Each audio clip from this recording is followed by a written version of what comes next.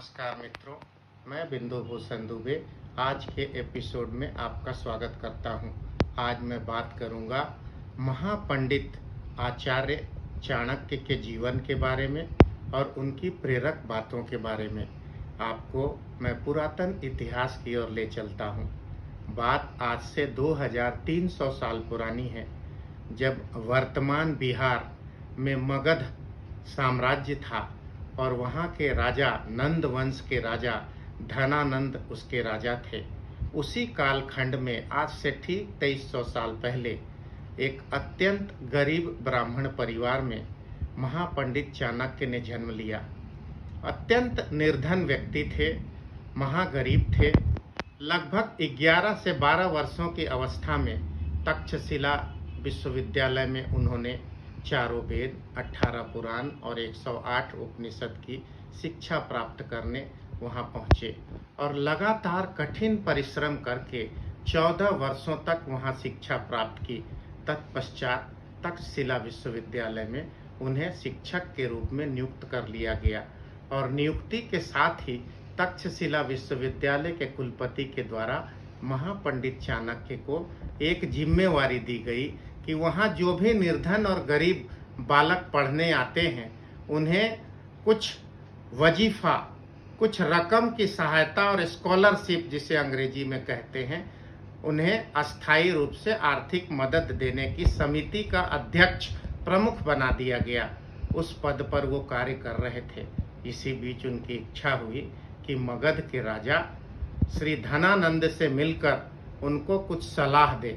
और देश में मगध साम्राज्य उन दिनों का भारत का सबसे बड़ा राजशाही व्यवस्था थी।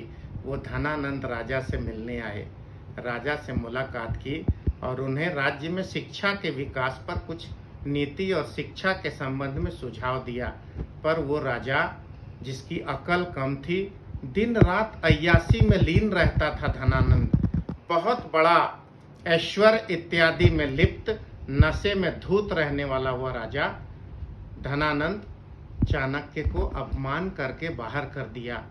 जब चाणक्य महल से निकल रहे थे तो इस अपमान का कड़वा घूंट पीकर अत्यंत क्रोध में आ गए चाणक्य और उन्होंने राजा से कहा कि मैं नंद वंश को जड़ से मिटाकर ही चैन लूंगा। यह बात सुनकर राजा को क्रोध आया और वहां से अचानक राजा को सीधी तौर पर चुनौती देने के बाद चाणक्य महल से निकलकर महल के अंदर ही गुप्त स्थल में जाके एक सन्यासी का वेश धारण कर बाहर निकल आए। इसी बीच धनानंद ने उन्हें गिरफ्तार करने का आदेश दिया और जेल में डालने का आदेश दिया। परंतु धनानंद नंद वंश के सैनिकों के हाथ में चाणक्य नहीं आए और वहां से छुपकर निकलकर वो बाहर के रास्ते निकल गए और हिमालय की तराई पहुंच गए। हिमालय के क्षेत्र में देखा उन्होंने चुपचाप मौन रूप से रहकर कि एक बालक 7-8 बच्चों के साथ बैठा है और राजा और प्रजा का खेल खेल रहा है और सभी लोगों को न्याय दे रहा है। उस बालक ने चाणक्य को देखा। उस बालक की उम्र महज 10 वर्ष की थी। 9-10 वर्ष का वह बालक और आचार्य चाणक्य उस समय तकरीबन 21 साल के थे। उस बालक ने चाणक्य देखकर प्रणाम किया और बोला, पंडित जी आपको क्या चाहिए? पंडित जी ने कहा, चाणक्य ने कहा, आप राजा की भूमिका में यह खेल खेल रहे हैं। यदि आप सचमुच में राजा हैं तो मुझे कुछ दान स्वरूप भेंट करिए। इस पर उस बालक ने कहा कि आपको क्या दान चाहिए? मेरे पास जितनी गौएं हैं, दरअसल वो बच्चे चरवाहे लोग थे, सभी चरवाहे इकट्ठे थे। वहाँ पे 10-12 गायें थी। बच्चे के पास जितने गायें थी, उस चरवाहे ने कहा कि आचार्य जी, पंडित जी, आप इन गायों को ले जाइए। इस पर मुस्कुराते हुए चाणक्य ने कहा कि बालक, मैं इन गायों को कैसे ले जाऊं? आप तो चरवाहे हो, आप इस गाय को कैसे दे सकते हो? इसके असली मालिक तो कोई और होंगे। आप तो उनके घर से इन्हें मैदान में इस क्षेत्र में चराने आए हो। आपको वो बाद में इसकी सजा देंगे। इस पर उस बालक के हाथ में एक तलवार था। उसने तलवार निकाला और बोला कि मेरा वचन ही मेरा धर्म है। राजा के वेश में, राजा के रूप में मैं नाटक करते हुए फिर भी मैंने उचित फैसला लिया है। आप ब्राह्मण हो, इन गायों को ले जाओ। अगर आपको गाय ले जाने से कोई रुकावट पैदा करेगा तो मैं अपने जान की बाजी लगा दूंगा। इस बात को सुनकर चाणक्य अत्यंत प्रभावित हुए। एक तरफ चाणक्य धनानंद राजा के अपमान का कड़वा घूंट पीकर मन में वचन ठान कर निकले थे कि नंद वंश को समाप्त करूंगा, और वहीं से चलते हुए हिमालय की तराई पहुंचे थे और वहां इस बालक का तेजो स्वरूप दैदीप्यमान चेहरा देखकर अत्यंत प्रसन्न हुए। बालक से उन्होंने पूछा, पुत्र आपका नाम क्या है? बालक ने कहा, मेरा नाम चंद्रगुप्त है। इस पर चाणक्य ने कहा, आप मेरे साथ शिक्षा दीक्षा लोगे, पढ़ोगे? बालक तैयार हो गया। उसी पल उसकी माता वहां पर मौजूद थी। माता से उन्होंने आग्रह कर कर बालक को शिक्षा देना वहीं प्रारंभ किया। उन्हें धनुर्विद्या दी, कूटनीति की शिक्षा दी, अर्थशास्त्र की शिक्षा दी, वेद की शिक्षा दी, पुराण की शिक्षा दी, राजनीति की शिक्षा दी, जिस पर अनुसंधान करके चाणक्य माहिर थे। और राजनीति की शिक्षा देने के बाद धीरे धीरे उस बालक को बड़ा किया। वह बालक युवा हुआ और नंद वंश को पूरी तरह से घेर कर पूरे नीति और सिद्धांत के आधार पर एक रणनीति बनाकर चाणक्य ने अपने मस्तिष्क के बल पर अपमान का बदला लिया। उस मगध राज्य की जनता, जिसका केंद्र बिंदु, जिसकी राजधानी पाटलिपुत्र थी, वर्तमान में बिहार प्रदेश का पटना, उसी पाटलिपुत्र की जनता अपने राजा से त्राहि त्राहि कर रही थी। धनानंद के अत्याचार से राज्य की जनता की बेटियों की इज्जत महफूज नहीं थी, बची नहीं थी। वहां के व्यापारी त्राहि त्राहि कर रहे थे, हर दिन अत्याचार और जुल्म राजा का सहते थे। उनका प्रतिरोध भी जनता के बीच था। इधर चंद्रगुप्त को संपूर्ण शिक्षा से लैस कर चाणक्य ने आक्रमण किया और उसी समय आज 270 बीसी पूर्व, मतलब आज से 2300 साल पहले, मौर्य वंश की स्थापना मगध प्रांत के राजा के रूप में चंद्रगुप्त का आसन, राज्याभिषेक, राज तिलक चाणक्य ने किया। एक गरीब ब्राह्मण शिक्षक बनकर राजशाही तय किया, ऐसा इतिहास में दूसरा उदाहरण भारत के इतिहास में नहीं मिलता है। उस महापंडित कौटिल्य चाणक्य ने विश्व स्तर पर आज भी पढ़ी जाने वाली एक बहुत बड़े पुस्तक की रचना की, जिस पुस्तक का नाम अर्थशास्त्र है। कौटिल्य का अर्थशास्त्र। कुटिल नामक गांव के रहने वाले थे, तक्षशिला के कुटिल नामक गांव के रहने वाले थे चाणक्य, इसलिए उनका नाम कौटिल्य भी था। चाणक्य लोग विष्णुगुप्त के रूप में भी जानते थे। चाणक्य ने मौर्य वंश की स्थापना की। मौर्य वंश लगभग 85 वर्षों तक शासन किया। सबसे पहले मौर्य वंश का शासन 30 से 35 वर्षों तक, लगभग 4 दशकों तक चंद्रगुप्त के हाथ में रहा। चंद्रगुप्त की मृत्यु के बाद चंद्रगुप्त के पुत्र बिंदुसार को पढ़ा लिखाकर अपने पिता चंद्रगुप्त की तरह सभी कौशल में पारंगत कर चाणक्य ने उसको भी निपुण राजा बनाया और उसको भी राज्याभिषेक, राज तिलक स्वयं चाणक्य ने किया। 2 राजा, पिता चंद्रगुप्त, पुत्र बिंदुसार, ये 2 राजा मिलकर मौर्य वंश मगध प्रांत के राजा के रूप में 6 दशकों तक शासन किए, 60 वर्षों तक शासन किए। लगभग 90 वर्ष की अवस्था में चाणक्य का इस पृथ्वी से महाप्रयाण हुआ और चाणक्य के प्रयाण के बाद बिंदुसार राजा की भी मृत्यु हुई और बिंदुसार राजा के मृत्यु के तत्पश्चात चंद्रगुप्त का पोता और बिंदुसार का पुत्र सम्राट अशोक मगध प्रांत का राजा बना, जो अत्यंत कीर्तिमान वाला राजा, अत्यंत प्रतिष्ठित प्रतिभाशाली राजा, जिस सम्राट अशोक को लोग आज भी याद करते हैं। सबसे पहले दादा चंद्रगुप्त, तत्पश्चात बिंदुसार और तत्पश्चात अशोक, सम्राट अशोक। जब भी इस मौर्य वंश का नाम लिखा जाएगा, इस मौर्य वंश की नींव रखने वाले, इस मौर्य वंश की संरचना करने वाले, इस मौर्य वंश का स्थापना करने वाले महापंडित चाणक्य को युगों युगों तक याद किया जाएगा। यह तो उनकी खूबी थी, उनकी प्रतिभा थी चाणक्य को याद किए जाने की। साथ साथ चाणक्य की नीतियां जो 2300 वर्षों से लगातार लोग अकाट्य मानते हैं। संपूर्ण ब्रह्मांड में, संपूर्ण पृथ्वी में कुछ बिंदु आपके सामने दे रहा हूं, आप उन्हें अपने जीवन में अपनाएं। चाणक्य की अनमोल वाणी को अगर आप अपने जीवन में अनुकरण करते हैं, उतारते हैं, तो आपको कभी भी तकलीफ नहीं होगी। उस जैसा महापंडित, उस जैसा महाविद्वान, उस जैसा उद्भट शिक्षक आज तक नहीं हुआ। विश्व इतिहास चाणक्य की नीति को प्रणाम करती है, उसे अभेद मानती है। आप भी अपने जीवन में चाणक्य की नीति के 10 महत्वपूर्ण बिंदु पर मैं आपको लिए चलता हूं, उसे अपने जीवन में अपनाएं और उसे अच्छी तरह गांठ बांध लें और अपने आने वाली पीढ़ी को संस्कारित करें। आपको कभी भी किसी भी प्रकार की कोई तकलीफ अपने जीवन में नहीं होगी। चाणक्य का पहला सिद्धांत, मूर्खों से विवाद न करो। चाणक्य ने कहा है कि अल्प बुद्धि वालों के साथ कभी भी बहस न करिए। यदि मूर्ख से विवाद करिएगा तो आपकी मानसिक स्थिति को वो अपने मूर्खता के दम पर बिगाड़ देगा, आपका नुकसान करेगा, आपको अपमानित करेगा।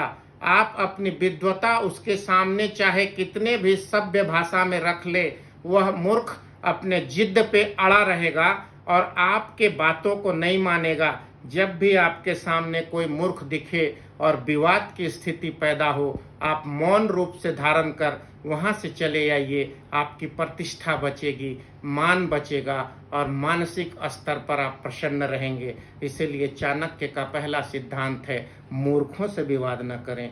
चाणक्य का दूसरा सिद्धांत है, अपनी कमी किसी को न बताएं। यदि आपके जीवन में आपकी कोई गलती है, कोई कमी है, कई लोग शराब पीते हैं, कई लोगों की कुछ बहुत बड़ी कमियां होती है, कई लोगों के जिंदगी में कई ऐसे गलत बातें होती है जिसे बता देने के बाद खुशी खुशी में आदमी अपनी कमजोरी को, अपनी कमी को किसी को बता देता है और बाद में बुरा समय जब आता है तो जिस व्यक्ति को अपनी कमजोरी बताता है, उस कमजोरी को वह व्यक्ति सबके सामने प्रदर्शित कर आपकी प्रतिष्ठा में ठेस लगा सकता है। इसीलिए अपनी कमजोरी को गुप्त रखें और उस कमजोरी को अगर दूर किया जा सके तो दूर करें। अगर वह कमजोरी कोई घटना है जो आपके जीवन से जुड़ी है, आपकी गलती की वजह से वो कमजोरी आई है, तो उसे अपने मन ही मन दफन कर दें, उसे कभी भी किसी के सामने प्रकट न करें। तीसरा चाणक्य का सिद्धांत है, अपने दोष को त्याग दें। यदि आपके अंदर कोई दोष है, आप कोई नशा करते हैं, व्यभिचारी हैं, या जो आप मजबूर हैं उस चीज को करने के लिए, तो प्रयास करें अपने आत्मबल के द्वारा, परमात्मा का ध्यान करें, आत्मविश्लेषण करें और अपने शरीर में, अपने मन में, अपने जीवन में उस दोष को सदा के लिए समाप्त कर दें। उस दोष को समाप्त करने के बाद उस दोष के समापन के साथ ही आप एक सर्वविभूषित उत्कृष्ट व्यक्ति के रूप में सबके सामने आएंगे। चौथा चाणक्य का प्रमुख सिद्धांत है, धन को हमेशा सोच समझ कर खर्च करें। आपके पास जितना भी पैसा है, आप खर्च करने के पहले सोचें कि मैं जो इस धन को खर्च करने जा रहा हूं, क्या इसकी उपयोगिता है अथवा नहीं है। अगर आप अपने आमदनी से अधिक धन को खर्च करेंगे तो आपको हमेशा तकलीफ होगी। कुबेर भी आमदनी से ज्यादा खर्च करेगा तो कंगाल हो जाएगा। यह उक्ति सर्वमान्य है।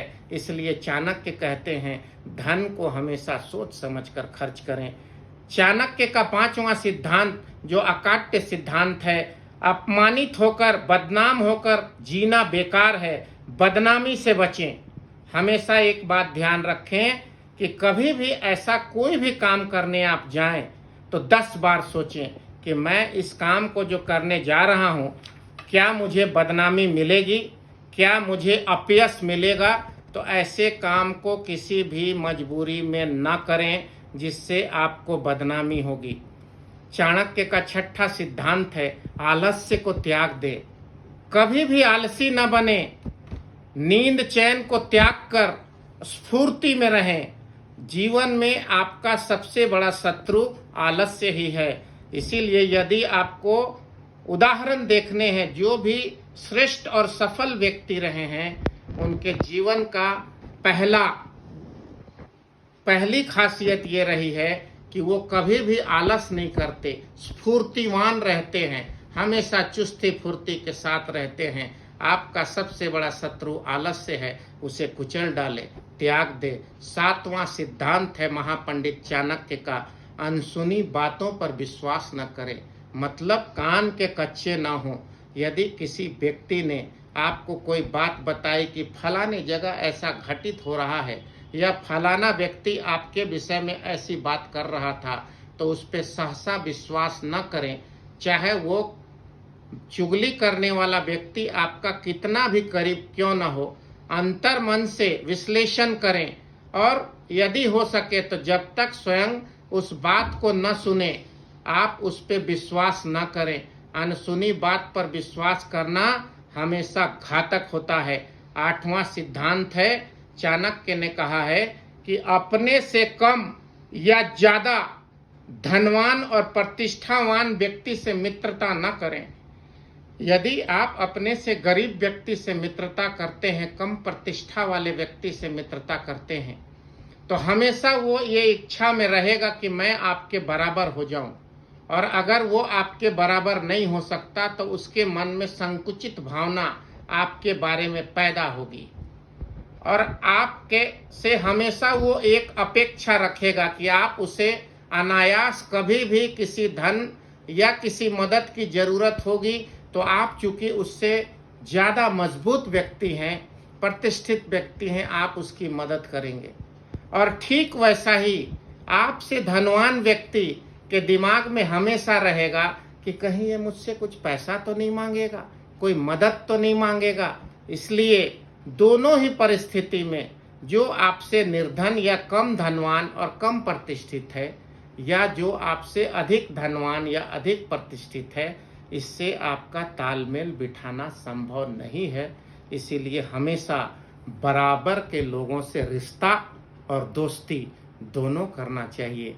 यदि रिश्तेदारी और दोस्ती अपने से छोटे या बड़े घर में करते हैं तो वह हमेशा से नुकसानदेह होता है। तो चाणक्य की ये अकाट्य बात कि रिश्ता और दोस्ती हमेशा बराबर में करें, आप हमेशा स्मरण रखिएगा तो सफल होइएगा। महापंडित चाणक्य का 9वां सिद्धांत, वर्तमान में जियो। लोग कहते हैं कि मेरे दादा बहुत बड़े राजा थे, बहुत बड़े अधिकारी थे, ऐसा होता था, मेरे पिताजी एक बहुत बड़े मिनिस्टर थे, हम ऐसे जीते थे। और कुछ लोग ऐसा कहते हैं कि समय आने दो, भविष्य में मैं इतना बड़ा आदमी बन जाऊंगा, देखते रहना। ये दोनों ही बातें गलत है। आज आप जो हैं उसी पे जिए। आज जो आप उठे हैं, आपकी जो हैसियत है, आपकी जो औकात है, उसी पे जिए और उसी को सच मानकर, यथार्थ मानकर आगे बढ़ने का प्रयास करें। न कल पे जिए, न आने वाले कल पे जिए। वर्तमान ही सब कुछ है, कल को किसने देखा। इसलिए आज पे जिए, वर्तमान में जीना ही आपकी सार्थकता है। और 10वां और अंतिम अकाट्य श्लोक है, अनुकरणीय तथ्य है, अनुकरणीय विचार है महापंडित चाणक्य। खुश रहना है तो अत्यधिक लगाव, चाहे रिश्तेदार हो या परिवार हो, मत रखो। कम से कम अटैचमेंट रखिए। अत्यधिक लगाव आपको नुकसान देता है। एक उदाहरण देता हूँ, आज के नौजवान लड़के और लड़की आपस में मित्रता करते हैं, खूब घुल मिल जाते हैं, कहते हैं वो मेरा बॉयफ्रेंड है, वो मेरी गर्लफ्रेंड है, हम उसके बिना जी नहीं सकते। और किसी स्वार्थ की वजह से, शारीरिक, मानसिक, भौतिक, आर्थिक, इन स्वार्थ की वजह से उनमें मित्रता होती है। और जब स्वार्थ पूरा नहीं होता तो मित्रता कड़वाहट में बदल जाती है, टकराहट में बदल जाती है। और दोनों अगर एक दूसरे से एक भी इमोशनल अटैच्ड है, बहुत ज़्यादा मानसिक स्तर पर जुड़ाव है, तो उन्हें भविष्य में शांतिपूर्वक खुश रहना, खुशहाल जिंदगी जीने में कठिनाई होती है। इसीलिए स्वार्थवश किसी मतलब के कारण भावना से न जुड़े, टकराव से बचें। इसलिए उतना ही लगाव रखें जितना निभ सके, उतना ही रिश्ता रखें जितना निभाया जा सके। मित्रों, मैंने आज आपको पृथ्वी के सबसे बड़े सनातन परंपरा के विद्वान, इस वर्तमान युग के 2300 साल पहले 270 बीसी पूर्व से लेकर 370 बीसी के मध्य एक ऐसे महानायक का जन्म एक गरीब ब्राह्मण परिवार में हुआ, चाणक्य, जिसे करोड़ों लोग पूछते हैं। मैं भी अपना प्रेरणा स्रोत मानता हूँ। एक राजा को सत्ता से जमीन पर लाने की औकात रखने वाला एक ब्राह्मण, जिसने अपमान का बदला लिया। इसी पे किसी अंग्रेज ने लिखा था, please don't under estimate the power of A common man. एक साधारण आदमी की शक्ति का अंदाजा मत लगाइए। बेशुमार शक्ति है, वो आपको बर्बाद कर सकता है। इसलिए एक साधारण व्यक्ति जब असाधारण प्रतिभा का हो जाए और उस तरफ चल पड़े तो चाणक्य बन सकता है और राज सिंहासन को समाप्त कर सकता है। इसलिए इनकी नीति को अपनाएं। चाणक्य की स्मृति को प्रणाम करता हूँ। इनकी नीति और सिद्धांत को आप अपनाएं, अपने आने वाली संतानों को इसकी शिक्षा दें। आप सुखी स्वस्थ रहें। फिर एक विषय लेकर मैं बिंदु भूषण दुबे आपके सामने उपस्थित होऊंगा। मेरे इस वीडियो को शेयर और लाइक करें, अपना आशीर्वाद प्रदान करें। बहुत बहुत धन्यवाद। वंदे मातरम।